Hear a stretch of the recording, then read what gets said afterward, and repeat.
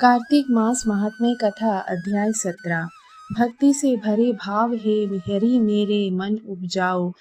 17वां अध्याय। कार्तिक कृपा दृष्टि कर जाओ। उस समय शिव जी के गण प्रबल थे और उन्होंने जलंधर के शुंभ, निशुंभ और महासुर कालनेमी आदि को पराजित कर दिया। यह देखकर सागर पुत्र जलंधर एक विशाल रथ पर चढ़कर, जिस पर लंबी पताका लगी हुई थी, युद्ध भूमि में आया। इधर जय और शील नामक शंकर जी के गण भी युद्ध में तत्पर होकर गरजने लगे।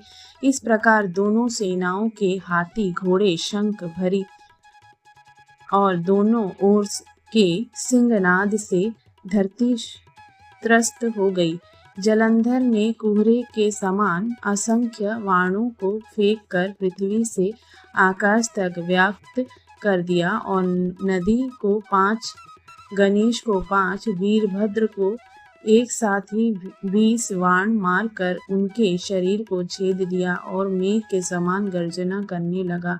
यह देख कार्तिकेय ने भी दैत्य जलंधर को अपनी शक्ति उठाकर मारी और घोर गर्जन किया, जिसके आघात से वह मूर्छित हो पृथ्वी पर गिर पड़ा।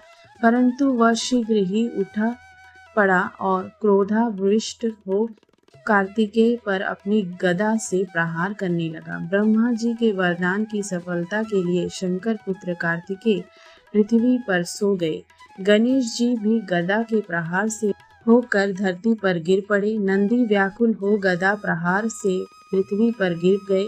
फिर दैत्य ने हाथ में परिध से शीघ्र ही वीरभद्र को पृथ्वी पर गिरा देख शंकर जी गण चिल्लाते हुए संग्राम भूमि छोड़ बड़े वेग से भाग चले।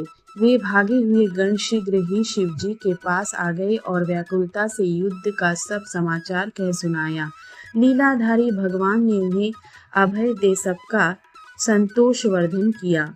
कार्तिक मास महात्म्य कथा अध्याय 17 इति। ओम नमो भगवते वासुदेवाय नमः।